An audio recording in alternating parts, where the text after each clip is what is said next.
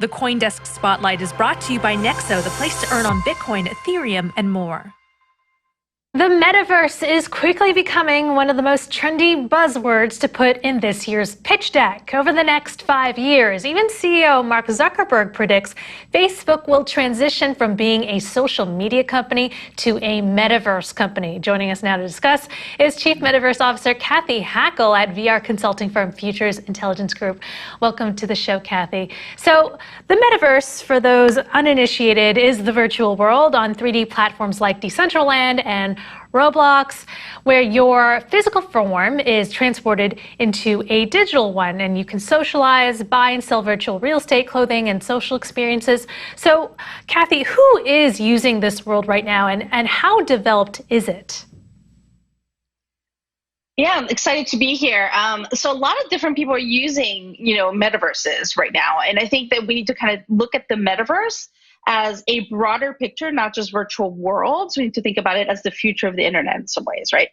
So what comes after the mobile internet? So it's a little bit broader than just virtual worlds.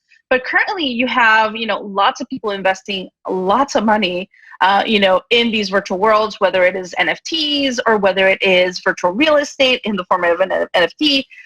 Lots of things happening in the gaming side with play to earn. It's kind of an area that is growing and increasing and becoming more important. But we do have to look at it from a broader perspective and look at it as involving both our physical world, which is the most exciting part in my point of view, and the virtual spaces.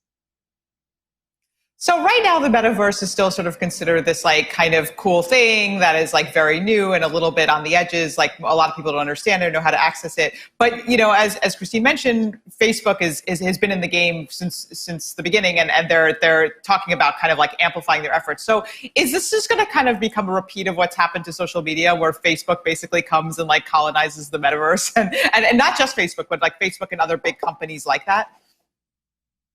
Well, I think everyone's hope is that it doesn't happen the same way, right? That things are a little bit different this time around in Web3. One of the things that Mark said when he was doing that interview with Casey Newton was talking about it being interoperable and open source. So that's, to me, a big signal, at least in some ways, of the view that, we want an open metaverse of sorts where, you can be an avatar and you can transfer your avatar and your digital goods to a different platform. You're not kind of stuck in a walled garden.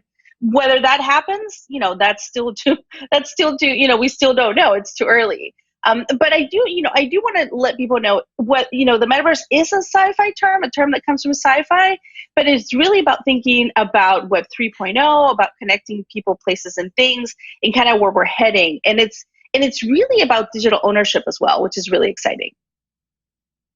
Great. Looking forward to my grandparents using their Facebook metaverse coming up and posting things.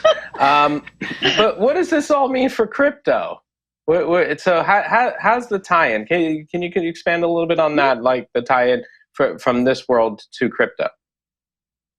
Yeah, so when I mentioned digital ownership, right, crypto and NFTs, especially NFTs, are kind of the end game of sorts. That's what a friend of mine calls it, the end game in the metaverse space. So it's about digital ownership and being able to know that you own something. As we move forward in this Web 3.0 world, in this metaverse, in this future of the internet, let's call it, a lot of the things that we purchase right now, are going to be digital, are going to be things that only exist in a digital form. So whether it is a dress, a virtual couture, or whether it is an NFT or whatever it is that I'm buying, I need to have proof of ownership, right? And that's kind of where I think, crypto and blockchain and NFTs kind of come into play in showing that digital ownership. So, when we think about the metaverse, we don't have to just think about gaming. We need to think a little bit broader and understand that the metaverse involves AR, VR, it involves IoT, involves 5G, involves crypto. And crypto is, going to allow for that peer-to-peer exchange, for us to be able to have, transport digital assets, and to be able to have digital ownership. So NFTs obviously are a big part of enabling the metaverse. Kathy, we see so many people spending so much time on their phones, screen time, if you will. And are we headed to a world where it's going to be nicer to be in the metaverse than in the real world, like we see in some films like Ready Player One? Maybe in space, for space travel, it might be nice to be in the metaverse for a while rather than in a space rocket. Your thoughts? So while the concept of the metaverse is informed by sci-fi, I kind of reject the idea that we're all going to live in VR headsets the whole time. I see the metaverse, like I said, as a broader view. So people tend to always have that dystopic view of Ready Player One, kind of we all live in this world because our world is just not, it's just not exciting. I don't see it that way. We have to really look at it broader, that rather than just VR. We have to think about, spatial computing, which is obviously another term, but AR, and thinking a little bit about how our physical world is going to be amplified with digital content. So that's why I think augmented reality starts to play a really big part in the metaverse, right?